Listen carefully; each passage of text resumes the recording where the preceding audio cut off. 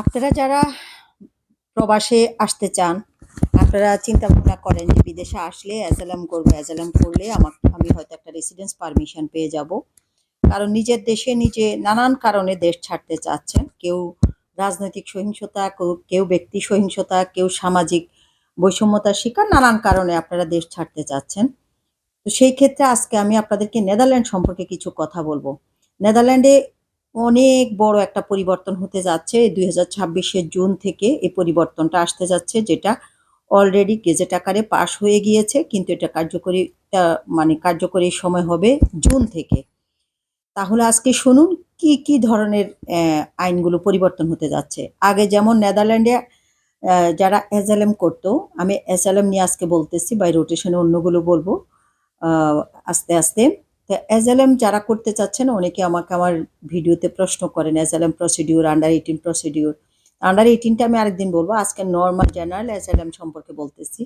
তো যারা এসে অ্যাসাইলাম করবেন, এমনি দক্ষিণ এশিয়ার লোকদের জন্য অ্যাসাইলামটা তো একটু কঠিন। ইন্ডিয়ার লোকদেরকে তো দেয় না, বাংলাদেশের লোকদের জন্য একদম 1%-এর নিচে থাকে।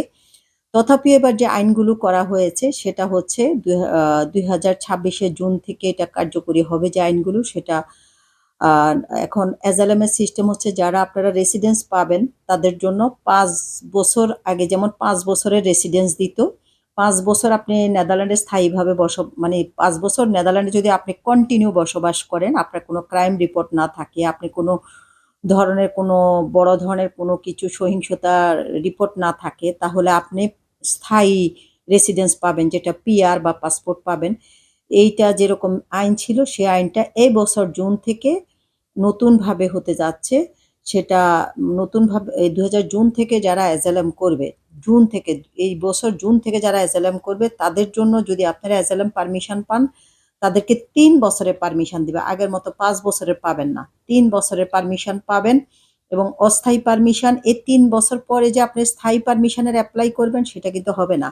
আপনি ওই সুইজারল্যান্ডের মতো প্রতি 3 বছর অন্তর অন্তর আপনাকে নবায়ন করতে হবে। আপনার ইস্যুস দেখবে, আপনার দেশে আপনার কোনো প্রবলেম আছে কিনা। যদি প্রবলেম না থাকে, আপনি দেশে চলে যেতে হবে। প্রবলেম থাকলে আপনাকে আবার নবায়ন করবে। স্থায়ী কোনো রেসিডেন্স পাবেন না, যেটাকে আমরা পিআর বলি, বা ন্যাশনালিটি, এগুলো কিছু পাবেন না। আপনি শুধু 3 বছর 3 বছর করে করে নবায়ন করতে হবে, প্রতি 3 বছর অন্তর অন্তর। এভাবে করে আপনার আইএনডিতে গিয়ে নবায়ন করতে হবে। এটা হচ্ছে একটা বিষয়। আরেকটা বিষয় হচ্ছে, আগে যেমন 18-র উপরেও ছেলে মেয়েদেরকে আনা যেত, এখন আর সেটা সম্ভব না। এখন হচ্ছে এই জুন থেকে কার্যকরী হবে। 18 নিচে পর্যন্ত বাচ্চাদেরকে আনা যাবে, যেটা ইউরোপের অন্য দেশের আইন। ঠিক সেই আইনটা তারা ফলো করতেছে। আগে শুধু নেদারল্যান্ডেই আইনটা একটু রিল্যাক্স ছিল, একটু শিথিল ছিল আইনটা, যে 18-র উপরে বাচ্চাদেরকে আনা যেত অনেক ফাইট টাইট করে। কিন্তু এখন থেকে 18-র ভিতরে বয়স হতে হবে। 18-র উপরে যদি একদিনও বয়স হয়, বাচ্চাদেরকে আনা যাবে না। আপনার কেস শেষ হওয়া পর্যন্ত যদি 18-র উপর বয়স হয়ে যায়, বাচ্চাদেরকে আনা যাবে না। অ্যাকচুয়ালি সরকারের সদিচ্ছা আছে দ্রুত কেস শেষ করা, কিন্তু কিছু নিয়ম কানুন পরিবর্তন করেছে রাষ্ট্রের স্বার্থে, এদেশের আইন কানুনের স্বার্থে, এদেশের শৃঙ্খলার স্বার্থে, এদেশের সবকিছুর স্বার্থে। তারপর তৃতীয়, মানে এই বাচ্চাদের বিষয়টা বললাম। তৃতীয়ত হচ্ছে, আপনারা আগে নেদারল্যান্ডে একটা বিষয় ছিল, অনেকে মানে পার্টনারকে নিয়ে আসার বিষয়, ওয়াইফকে নিয়ে আসার বিষয়, বা স্বামীকে নিয়ে আসার বিষয়। এখন হচ্ছে লিগালি আপনার কাগজপত্রে রেজিস্ট্রি, আপনার রেজিস্টারকৃত, মানে বিবাহ বন্ধনে আবদ্ধ হতে হবে। এই ধরনের স্ত্রীকে বা স্বামীকে আনা যাবে। এর বাহিরে বিবাহ বহির্ভূত, আগে যেমন আপনার লিভ টুগেদার করতেন, বা আপনি যেমন বিভিন্ন ধরনের মানে জীবনযাপন করতেন, সেই পার্টনারদেরকে আনা যেত। এখন আর সেগুলোকে আনা যাবে না। এখন সেগুলো বন্ধ করে দিবে এই যে 2026 জুন থেকে। তো আপনারা বুঝতে পেরেছেন নেদারল্যান্ডের কি কি আইনগুলো পরিবর্তন হতে যাচ্ছে। আরো অনেক আইন পরিবর্তন হতে যাচ্ছে। আমি এগুলো জুন থেকে কার্যকরী হবে। আপনারা যদি জানতে চান, আমি আপনাদেরকে বলবো সবকিছুই। আর এখানে তো আপনারা জানেন, নেদারল্যান্ড ইউরোপের মধ্যে মোটামুটি, মানে একটা ধনী দেশ, ছোট্ট একটা দেশ বাট ধনী দেশ।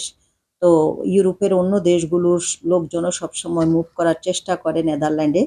যদি তাদের 5 বছরের কার্ড থাকে, তারা চেষ্টা করে নেদারল্যান্ডে মুভ করার জন্য। তো বিস্তারিত বিষয়ের উপর আমি আপনাদেরকে কথা বলার চেষ্টা করব। আজকে এই গুরুত্বপূর্ণ তথ্যটা আপনাদেরকে দিলাম। আপনারা এই তথ্যের উপরে যদি আপনাদের কিছু জানার থাকে, অবশ্যই আমাকে কমেন্টের মাধ্যমে জানাবেন। আমি চেষ্টা করব আপনাদেরকে ছোট ছোট ভিডিও করে জিনিসগুলো জানানোর জন্য। তো আজকে এই পর্যন্ত রইলো। আল্লাহ হাফেজ, ভালো থাকবেন। আসসালামু আলাইকুম।